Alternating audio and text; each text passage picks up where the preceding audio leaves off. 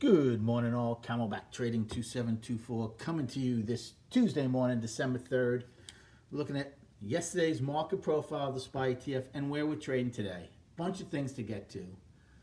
So let's start. First of all, it looks like volatility is back in this marketplace, which is awesome for traders, right? Yesterday pre-market, so 24 hours ago, we were trading at 315.80 in the SPY, which was an all-time high. And here we are 24 hours later trading at 309.50. So over $6 in 24 hours that we've gone down. That's number one. So that's good. We have volatility. Number two, even though it was a B shape yesterday, we can't forget the more important fact that it was a trend day down. We had a set of single prints that held in a tremendous sell tail. And we were only saved from a downside price probe from the bell. If it wasn't for the bell, we would have made it most likely a downside price probe. So I'm not really surprised where we are. Remember, that's a couple of things here. This market is doing basically what I expected it to do, right? The monthly is very healthy still. The weekly was getting stretched out. This is why I go over these charts day after day and drill them into not only just everybody who listens to this, but into my own head. Weekly was getting stretched out one time frame and up 8 weeks. And the daily had a lot of poor structure. I said it would be healthy for the weekly to start balancing. Well, that's exactly what we're doing right now. We took out last week's low, and right now we may take out the previous week's low from that, which would still be healthy and put the weekly in balance. The daily is going to be down right now as we repair a lot of poor structure. There's nothing wrong with any of this. If you think all this is happening because of quote-unquote trade news, please think again. Okay, we can't have it both ways. For the last 2 months, this market one time framed up, and in those 2 months, basically every day we heard how the trade deal might fall apart. But it kept going up. Oh, the market's going up even with bad news. Now people saying, oh, the market's down yesterday and today because of the trade news. No, you can't have it both ways. So forget the news. Please forget the news. Okay? Trade what the market tells you. Use your market-generated information as a roadmap. And that's how you're going to be a successful trader. All right, let's go over destinations and a game plan. So right now on the upside, I'm going to use yesterday's low since we're over $2 below it with an hour to go. So yesterday's low of 311.17 will be our first destination on the upside. That's a pretty sizable gap we're getting on the downside this morning. And then above that, I'll give you, if it was to close the gap, then you would have 311.82 where we were 10 wide, and then the single prints of 312.61 and filling them at 313.02. For the downside, now since there's still about an hour to go, I'm going to give you the other ones that you had and then go even further down.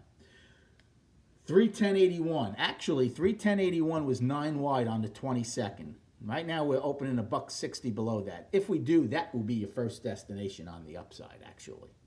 That 9 wide. Because if you don't trade there, it doesn't just come off the sheet. It now becomes an upside destination. Then you have the 3 lows that I said are very attainable and very close together. 309.85, 309.39 daily lows, and then 309.06, that weekly low. Trading right there, right now. No surprise that this was going to happen. Maybe as quickly as it happened between yesterday and today, but no surprise that it's happening. Now, if we take out that weekly low, then things start getting dicey if the bulls don't start coming back to play a little bit. We have 308.09 daily low, so you have another dollar below the weekly low. Then you have 307.66. Then you have 307.27, which is a weekly low. 307.03 daily low. 306.87, 10 wide from November 6th, and 306.06 weekly low. So there's not a lot there. Like the other days, we had a lot of 10 wides and afternoon pullback lows and laps. Here, as we come in, all we really have are the daily lows and weekly lows. So we're going to see if buyers come alive at those levels. So what's the game plan? Well, way too big of a gap for me to want to sell it down here. Right? $2 gap, way too big for me. I'd look hopefully for some kind of inventory adjustment, maybe even come back $1 to that 9 wide from November 22nd. fail there, then I'd get on board. Now my risk is a lot less to the gap. And then see if it rolls over again. Right here, I'm not taking a short. I'm certainly not taking a long either. I mean, we're trading at 309.29. That weekly low is 309.06. You want to take a call play against that weekly low? I mean, I guess you can, but just be prepared to really get out if it fails. Okay? Value lower, gap lower. Listen, if it's just algorithms trading, you can pick spots like that because they're designed to go to those places. But if the longer time frames are starting to get involved, they don't care about those levels. Look at yesterday.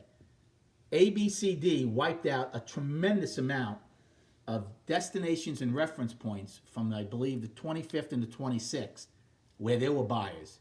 Just wiped them all out. They didn't care. Longer term money, if they want out, will get out and do not care about any of these numbers I'm giving you. So just keep that in mind. There is no harm at all in letting the initial balance form prior to getting involved, right? You might turn to a trend day down, then you get on board. You might turn to another B shape, then you can have some rotational trading. But to just say, okay, I'm going to buy it here because it's down $2.50, or I'm going to sell it here because now we're down, is just silliness. Wait for market-generated information. Good luck trading today. Have a great day, and we'll recap at 4 p.m.